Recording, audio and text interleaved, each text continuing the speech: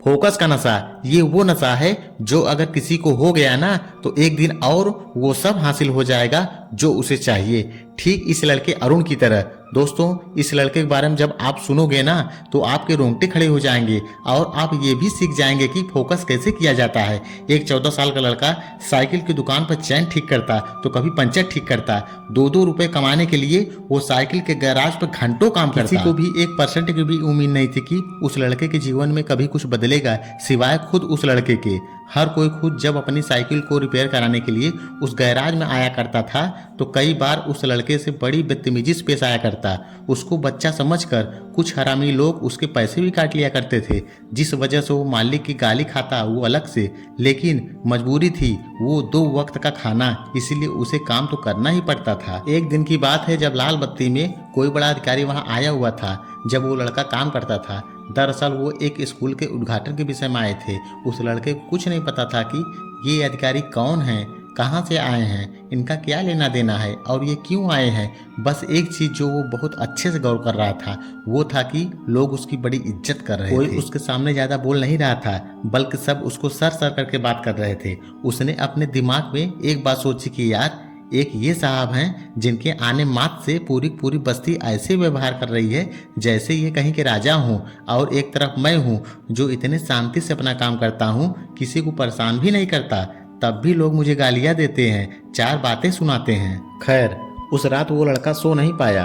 वो सारी रात बस यही सोचता रहा कि मेरे साथ ऐसा क्यों हो रहा है, मुझ में और उस आदमी में क्या फर्क है। मैं तो जबकि लोगों काम आता हूँ और वो तो गाड़ियों में आता है। उसे अपने सवाल का जवाब नहीं मिल पा रहा था। अगले दिन जब वो गैराज पहुंचा तो अपने मालिक से पूछा कि मालिक, कल वो जो साहब आए थे लोग उनको इतनी इज्जत क्यों दे रहे थे और वो कौन साहब थे। इस पर गैराज का मालिक बोला, तुझे क्या करना है। लेकिन उस लड़के के 2-3 बार पूछने पर उस मालिक ने बताया, कल डीएम साहब आए थे स्कूल के उद्घाटन के लिए। इस पर उस लड़के ने फिर से जिद करके पूछा, लेकिन ये डीएम कैसे बनते हैं। वो गैराज का मालिक बोला, उसके लिए बहुत पढ़ना पड़ता है, बहुत विद्वान होना पड़ता है, उसके लिए बाज की नज़र और ऋषि मुनियों जैसा फोकस होना चाहिए। ये बात उस लड़के के दिमाग में छप जाती है। वो लड़का शाम को घर जाता है और लगभग आधी रात तक जाग कर बस यही सोचता है कि इस जिंदगी से उस जिंदगी तक का सफर वो कैसे तय करेगा। वो पैसे बचाता है और पैसे बचा बचा कर वो अपनी किताबें खरीदता है और किसी तरह वो पढ़ाई अपनी शुरू करता है। एक सरकारी स्कूल के माध्यम वो पढ़ता और रात को काम करता। उसका लक्ष्य उसके दिमाग में एकदम साफ था कि चाहे जो हो जाए डीएम तो बन कर रहूंगा। वो लड़का अब 21 साल हो चुका था और पिछले 7 सालों में ऐसा एक दिन भी नहीं गया जिस दिन उसके दिमाग में डीएम बनने के अलावा दूसरा कुछ आया हो। उसे बस 21 साल की उम्र तक पहुंचने का इंतजार था कि वो अपना ग्रेजुएशन जैसे तैसे खत्म करे और एग्जाम में बैठने के लायक हो जाए। उसके पास अब 1 साल बचा था तैयारी करने को। उसने इतने पैसे जुटा लिए थे कि अगले 6 से 8 महीने वो काम ना भी करे तब भी उसका खर्चा चल जाएगा। अगले 6 महीनों के लिए वो पूरी तरह अपने डीएम बनने के सपनों को दे देता है। पहला महीना वो रगड़ कर मेहनत करता है, वो खूब मेहनत करता है, दिन रात सिर्फ वो पढ़ता रहता है। 3 और महीने बीतते हैं, वो सिर्फ एक वक्त खाना खाता और बाकायदा पूरा दिन सिर्फ अपनी किताबों से चिपका रहता। जैसे जैसे उसका एग्जाम नजदीक आ रहा था उसके पढ़ने के भी घंटे बढ़ते जा रहे थे। इसी तरह 4 महीने बीत चुके थे। तभी अचानक एक रात वो अपनी पढ़ाई खत्म करके जैसे ही चटाई बिछाकर सोने की तैयारी कर ही रहा होता है कि उसे उसी वक्त चक्कर आ जाता है और वो गिर जाता है। अब भला उस गरीब को देखने वाला कौन होगा। इसीलिए वो बेचारा खुद ही 1-2 घंटे बाद जब होश में आया तब खुद को संभालते हुए उठता है और जो फिर थोड़ा खाना बचा था उसे अपने लिए परोसता है। खाने के लिए उसने अभी पहला निवाला रखा ही था कि तभी उसको उल्टी हो जाती है। सारी रात वो उल्टी करता रहता है। अगली सुबह जैसे तैसे थोड़ा सो लेने के बाद जब उसकी आंख खुलती है तब उसका पेट हल्का दर्द करना शुरू करता है। वो कुछ समय के लिए इसे नजरअंदाज करता है और रोज की तरह अपना काम करता है। फ्रेश होकर पढ़ाई करने बैठता है। पेट दर्द अब भी कर ही रहा था तो वो बाहर जाकर कुछ दवाई ले आता है और कुछ खाकर पढ़ाई शुरू करता है। दिन के 6 से 7 घंटे लगातार पढ़ने के बाद अब जाकर उसको थोड़ा कहीं चैन मिलता है और शाम को वो थोड़ा टहलने के लिए निकल जाता है। धीरे धीरे करके वक्त गुजरा।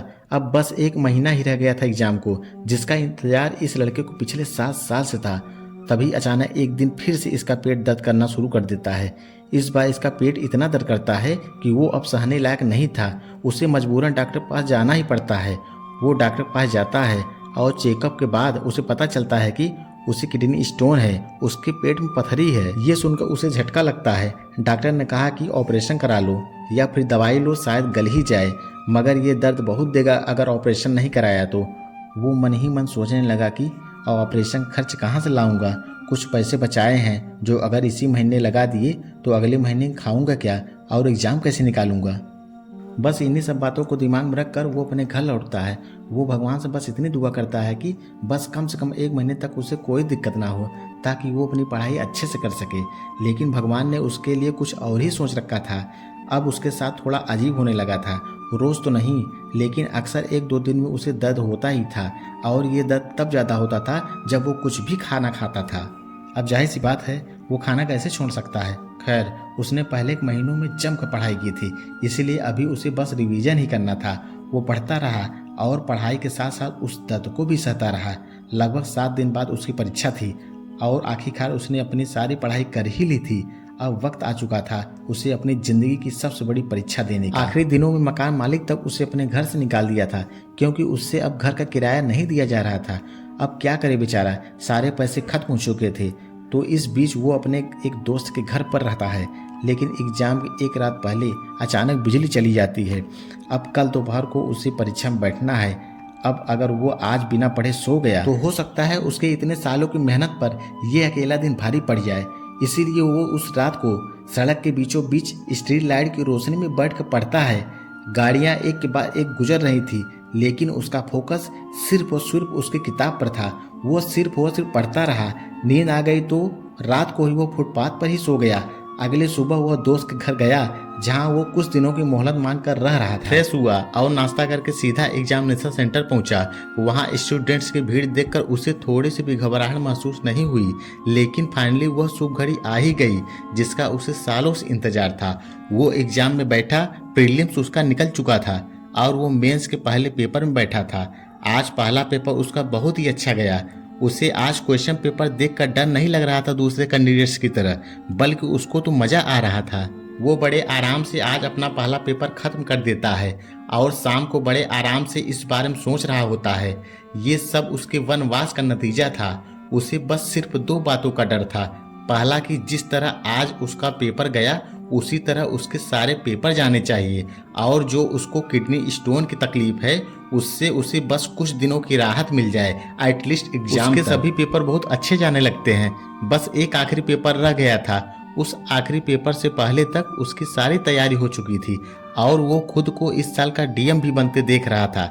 लेकिन तभी बस सुबह सुबह जब वो उठता है तो उसके पेट में हल्का दर्द शुरू हो जाता है। वो हल्का गुनगुना पानी पीता है, मगर इससे भी उसको कोई राहत नहीं मिलती। किसी तरह वो एग्जाम सेंटर पहुंचता है। तब तक दर्द बढ़ चुका था। जैसे तैसे करके वो एग्जाम देता है। एग्जाम के आधे घंटे बाद दर्द इतना ज्यादा बढ़ चुका था कि अब उससे सीधा बैठा तक नहीं जा रहा था। इन्वेस्टिगेटर भी आकर उसको पूछता है कि क्या उसको कोई दिक्कत है, और अगर है तो वो बाहर जा सकता है। लेकिन लड़का मना कर देता है। उसका ध्यान 1% दर्द पर था, बाकी 99% पेपर पर। पूरे शिद्दत के साथ वो लड़का एग्जाम अपना खत्म करता है और वहां से सीधा हॉस्पिटल जाकर अपना इलाज कराता है। लगभग 2.5 महीने बाद फाइनली यूपीएससी इस साल अपने एस्पिरेंट्स का रिजल्ट रिलीज करती है। तो इस साल दूसरे एस्पिरेंट की तरह एक बार भी रिजल्ट देखते वक्त उस लड़के को किसी तरह की घबराहट नहीं होती है, क्योंकि उसे पता था संघर्ष और तकलीफों के पहाड़ के ऊपर पैर रखकर वो परीक्षा देने गया था। और हाँ, आज उसका सपना सच हो गया। वो अब मामूली करीब नहीं बल्कि डीएम अरुण कुमार बन गया। उसे इंटरव्यू के लिए बुलाया जाता है, जहां इंटरव्यूअर्स को जब उसकी कहानी पता लगता है तो वो भी हैरान हो जाते हैं कि वाकई में किसी इंसान का फोकस इतना तगड़ा कैसे हो सकता है। उस बंदे को यूथ क्लब की तरफ से इंटरनेशनल फेस्ट में बुलाया जाता है, जहां वो कहता है दर्द हो, तकलीफ हो या मौत आ जाए, अगर फिर भी तुम्हारा ध्यान तुम्हारी मंजिल से ना हटे तो ब्रह्मांड भी खुद तुम्हें जिताता है। मैंने अपने संघर्ष के दिनों में कभी अपने संघर्ष पर ध्यान ही नहीं दिया। मेरा ध्यान सिर्फ एक चीज पर होता था और वो थी मेरी किताबें। फोकस का नशा था मेरे अंदर। किताबों के पन्नों से मेरा कभी ध्यान हटा ही नहीं। अगर उम्र की शक्ति नहीं होती ना तो शायद मैं 21 साल की उम्र के पहले ही यूपीएससी निकाल कर दिखा देता। दोस्तों, इस पूरी कहानी में अगर देखोगे ना तो सिर्फ एक चीज निकल कर सामने आएगी, और वो है उस लड़के का फोकस, जो इतना तगड़ा था कि उसकी पथरी का पेन भी उसका फोकस नहीं तोड़ पाया। मकान मालिक ने घर से भगा दिया, लेकिन सड़कों के गाड़ियों तक ने उसका ध्यान नहीं तोड़ा। उसको फोकस का नशा लग गया था। और जब ये नशा किसी को लगता है ना तो वो चट्टानों को भी अपने सामने झुकाने की ताकत रखता है। दोस्तों, उसके पास तो कुछ भी नहीं था, ना घर, ना परिवार, ना पैसे, ना सुविधाएं, लेकिन फिर भी उसका ध्यान उसके लक्ष्य से हटा नहीं। तुम्हारे पास तो सब कुछ है, साला ध्यान इतना तगड़ा होना चाहिए कि सामने बवंडर की लहर भी निकल जाए, लेकिन जिस चीज पर ध्यान हो ना उससे हटना नहीं चाहिए। अगर ऐसा फोकस का नशा आपको भी चढ़ा ना तो फिर किसी का बाप भी आपको कामयाब होने से नहीं रोक पाएगा। दोस्तों, अगर वीडियो अच्छा लगा, इससे आपको कुछ सीखने को मिला, तो इसे एक लाइक करना और अपने दोस्तों के साथ जरूर शेयर करना। बाकी फिर मिलते हैं इसी तरह एक और नए वीडियो के साथ। तब तक के लिए जय हिंद, जय भारत।